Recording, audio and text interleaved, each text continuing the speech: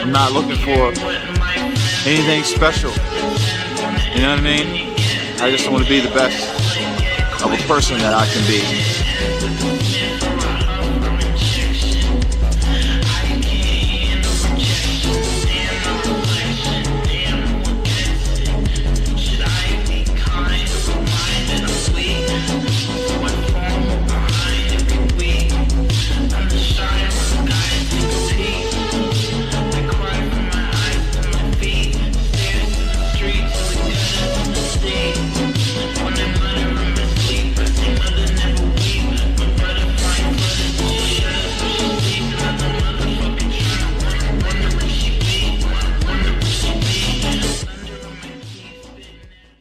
It's a man that my mama in love with, and he mad today, and he beating my mama up. Now, I'm not strong enough to go stop him, but one day I will be, so I'm gonna do these curls. I wanna kill him, but I'm gonna kill these curls until I can stop him. You know, some people do this for reasons that are not superficial. Some people up here can relate. I hear your stories. I didn't have an image to look up to want to be like. I didn't have a daddy to teach me a skill or teach me confidence or determination or to teach me how to have a killer instinct or to teach me not to give up or not to quit. I didn't have nobody to teach me those things, so I never was able to develop those. But to see that in these men here gave me something to want to inspire to be in the absence of anything. I went to the hospital for the first time to see my father. I didn't recognize him because he had cancer, you know? Okay. And he turned yellow and just had leukemia and lost a lot of weight. I didn't know who he was.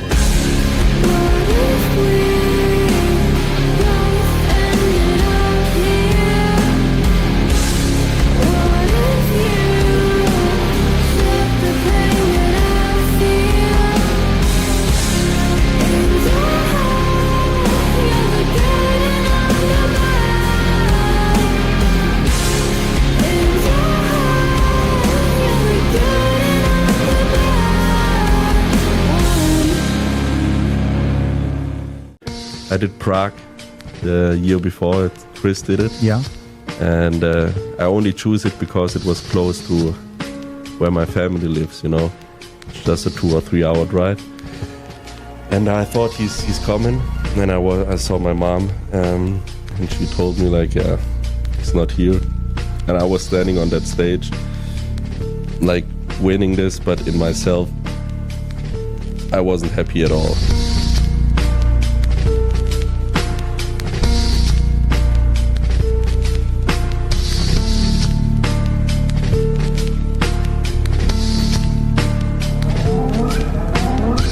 He wasn't at any of my competitions. He's never been to any. Yeah. And I would love that, you know. I would love that. I didn't have a father growing up, unfortunately. It was 6 of us. My mother had to raise 6 kids by herself. I was the youngest. We were 2 years apart. He died from cancer. My mother ended up dying from cancer. 2 years before I turned pro, she died from cancer as well.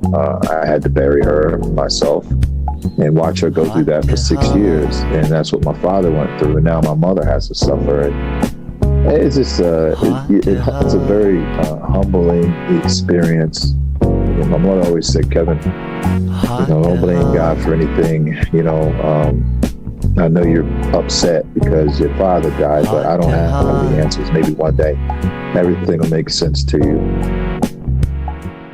If you ask me a question, I tell you the truth. You can like me or hate me. That's not my goal. I'm trying to make friends when I'm on the stage at the Mr. Olympia. My goal is to just do the best that I can do. But when you're penalized with prejudice and bias and politics, it makes it harder and harder every year to get back up on that stage in front of the same judges and put it all on the line. I train just as hard as 4-time Mr. Olympia does.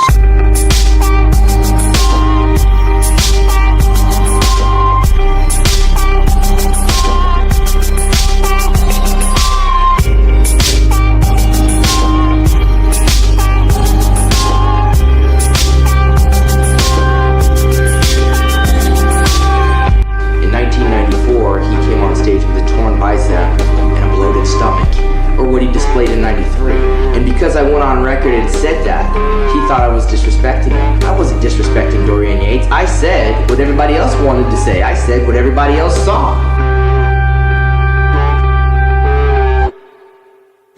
See the life I've had can make a good man bad. So please, please, please, let me get what I want. Lord knows it would be the first time.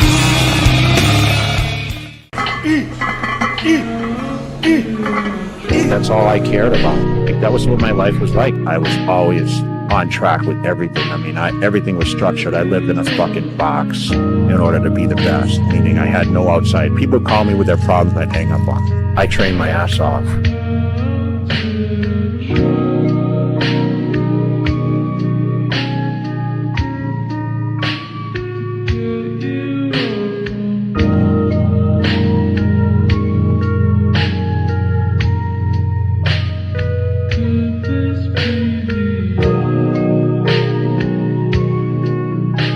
I never thought Ronnie Coleman would be Mr. Olympia because he didn't have enough money to take the flights because he wasn't sponsored by Joe Weider.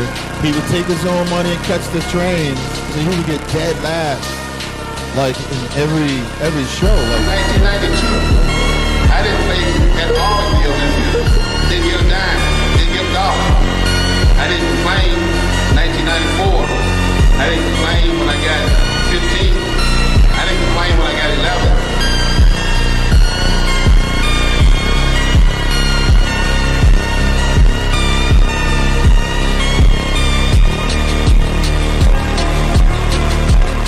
She said I would never amount to anything because I didn't like school. I didn't like school because my father died when I was 10 years old. And my dad used to take me to school and pick me up every day. And one day, I woke up and my mother said, you gotta walk to the bus stop because your dad's back is hurting. So my father couldn't take me. And I had to get on that bus. And my father wasn't there to pick me up. And 2 weeks later, I'm at a funeral. I was 10 years old, my father's funeral. 10 years after that, my mother died. Cancer. I just started doing a lot of research on health, how to eat. And then that led me into the gym. And in the gym, I found peace because it was almost like a therapy for myself. The judges actually told him he wasn't big enough. I feel wherever I go, the fans stand to me and give me the support that I need. And it makes me very happy wherever I come, the fans cry and boo. And it's fantastic when you go on stage and hear that. It's a great feeling for me.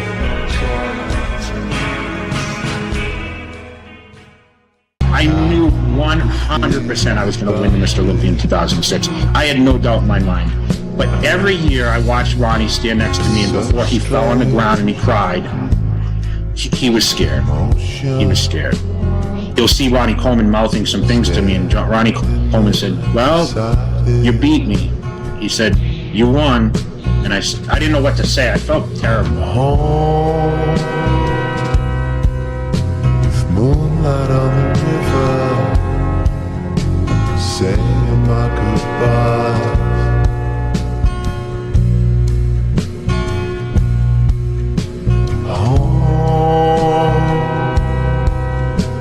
Moonlight on the river,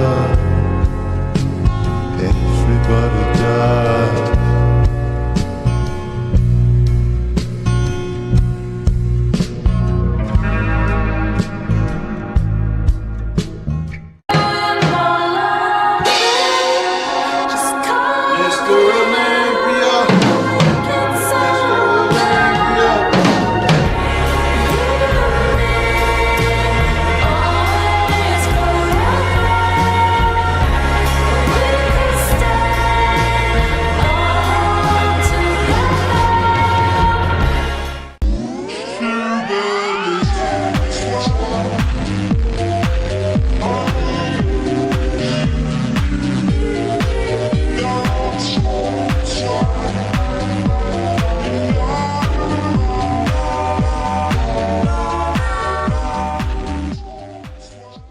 what do you think is the best piece of advice you could give to the young up-and-coming bodybuilders from the next generation?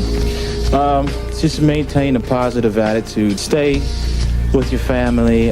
Stay positive. You know, believe and pray to God every day. You know, and try to lead a good, clean, honest life.